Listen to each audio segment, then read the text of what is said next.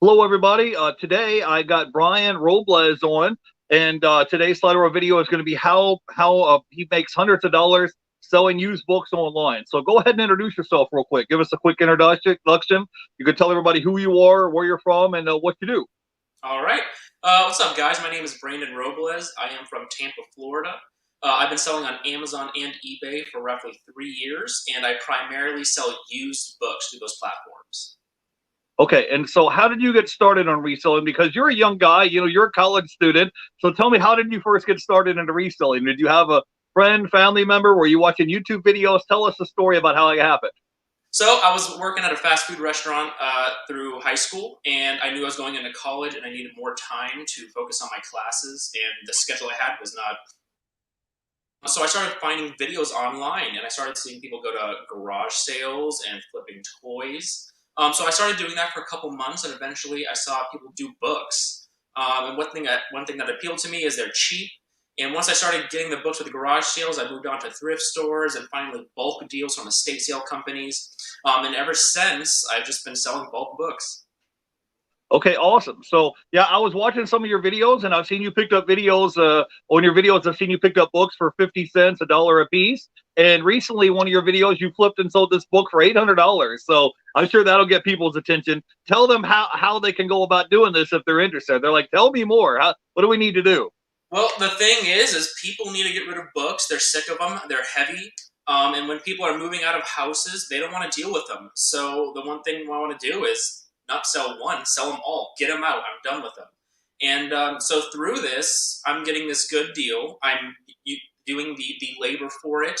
I'm doing all the manual power for it to lift all these boxes, get them out the house. And so I'll bring them back to my storage. I'll start going through them. And doing this, you are getting the books at a really cheap cost compared to going to a thrift store. It's $2 versus I'm talking 20 cents or 15 cents a book, and you just do your research. And when I first started, I was just doing Amazon, and I found out antique and collectible books do well. Sure enough, I researched this, and someone had a listing for. It has two listings. There was one for 900 and one for 1100. I threw mine on for 875 and said, "What the heck? I mean, worst case, it doesn't sell, right?" I had a watcher for it. I offered them 800, not really thinking anything of it. Later that night, it sold for $800, and I Let's was like, go. Let's "Oh my go. gosh!" That was a I massive. didn't even I didn't even sell the book, and I'm excited. I'm like, let's go. $800, right? And Right. it was crazy. And the previous sale that was my biggest sale before that was 400. So I doubled my biggest sale off of a book that I would Right. have never sold before I learned this. Right. So you're out here, you're hunting for books, and you make a bunch of money, buying used books. So let's try to break this down if they're a newbie. What is your average buy cost for books? Usually you pay 50 cents, $1. When you go to a library sale or you're at a yard sale, a thrift store, what do you typically pay for books, and what do you typically sell them for? Like, what kind of margins are we looking at? Oh yeah. So I usually say as an average, you're looking from anywhere from 50 cents to $2 a book. People usually charge $2 for a hardcover and a dollar for a paperback, or a dollar hardcover, 50-cent paperback. And in these prices, the thing that I love about it is you're buying so cheap, even not at wholesale, that you can make $4 or $5 profit, and it makes sense. You can make $2 or $3 profit, and it still makes sense because you buy it for 25 cents. And that's what I loved about it. There's little investment compared to other models like retail arbitrage, where you're selling toys, you're spending hundreds of dollars and making a couple $100s, right? This, you're literally almost ever doubling it, you're tripling it, quadrupling it, or way more, as in that $800 book. And that's what it appealed to me. And so you can find these things at, like I said, garage sales is the fantastic start. A lot of people don't even want to sell them. I've even gotten free books, a free box of books from garage sales, and they don't know what's in it, and they just want to get rid of it. And that's for you, right? So Right. I'm with you. Yeah. I sell a ton of media on eBay, and I'll pick up DVDs, let's say at the pawn shop for 50 cents, and turn around and sell them for 20 bucks. So easy. there's margin there, and it's you got stuff that's new in the shrink wrap. You don't have to clean it, you don't have to test it. You just scan the barcode, take a picture front and back, box it up, and ship it. So I definitely can relate. So two things that people tell me a lot about is when they're selling on Amazon. One, they tell me it's saturated, and two, they tell me that they're gated and everything. So when you're first getting started on Amazon, you're not gated in books. You can start selling books. You can create a brand new account right now and start selling books right away, right? Precisely, exactly, and that's what I did. That's exactly the first couple things I was selling on Amazon. There's no restrictions besides the bigger textbook companies like, McGraw-Hill or something. But other than that, these nonfiction books, fiction books, yeah, you can sell all of them on there. Okay, right. And so now I want to talk real quick about what tools or equipment do you need. First thing, obviously, you would need to, to create an account. So let's start. Let's try to take baby steps. So you created your Amazon account. Do you recommend they start off with the free account or they get the pro merchant account, which is like $40 a month? Which one do you recommend they start off with? I would probably say I think I started off with a free account for the first month. But when you're dealing in books, which is different, you're going to want bulk, right? So it won't take you too long to fill your store up with books. And the threshold I find is you want to be selling 40 units a month, which is it breaks it down. It breaks even with the $40 you're spending, right? So they charge you $1 per item, right? So I didn't switch until I was making 40 units sales per month.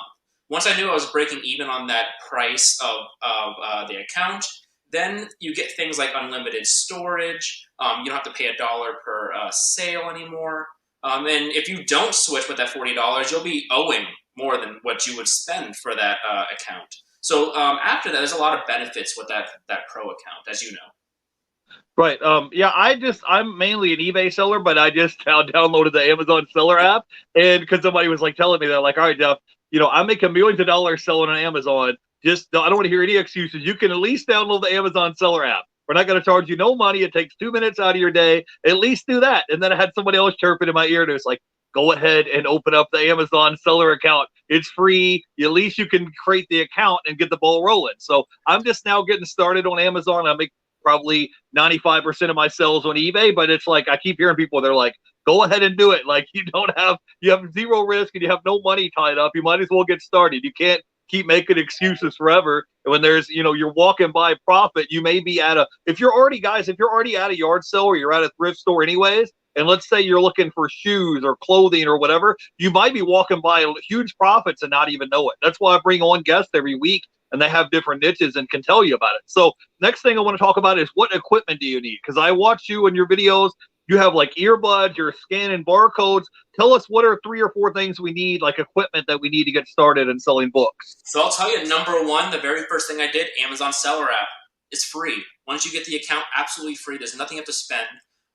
Just jump into it. Learn the numbers of what a sales rank is. Learn how much you need to sell something for to make profit with fees, right? Just get used to that. Once you do that, I found my business really, really kickstarted when I started getting into the tools, right? So after I was using the Amazon Seller app, I got a scanning app. And for books, it basically allows you to put templates, rules in your app that it will follow. And every time you scan a barcode, it'll go cha-ching or it'll say no. And so it removes the thought process out of everything and allows efficiency. So when you're scanning these items, it's just making decisions. Yes, no, pull, leave, pull. And you're just sitting there scanning this thing. That's all you need. It's like brain dead, right? You're literally just doing it. Yeah. And tied with that is a barcode scanner. That's extremely helpful. I wish I had it with me. Just a little thing It's like a little Bluetooth scanner thing, right? Is that what you're talking about? Exactly. And so you use that. You don't have to use the camera. You have your phone in your pocket. You have AirPods, your earbuds in your ears, and then you're just scanning. You're listening to the noises. Cha-ching or no, cha-ching or no, and you just pull these. Tell the audience the name of the scanning app that you use, because what he's saying is there's settings on there, guys, and in the settings you can already put in the settings. Okay, I don't want to buy this book unless it's XYZ rank, and I don't want to buy it unless there's XYZ profit. So once you set up the guidelines, it's kind of like when you're driving on the highway. The speed limit's 55 miles an hour, right? So like on this app, he can have it set up where if I don't make at least $5, $8, $10 profit, he'll leave it sitting on the shelf. But in his ear, if he hears ka-ching, then he knows, okay, I'll put that in the buy pile. There's no maybe pile. It's either green or red. Exactly. There's no thought about it. It's yes or no. Very simple. Okay, so tell them the name of the software that you use. Yeah, so I actually use both. I actually have a Scoutly. It's Scout with LY, and then I use Scout IQ. And I actually like them both, and I use them both for different reasons. But they both do the same thing.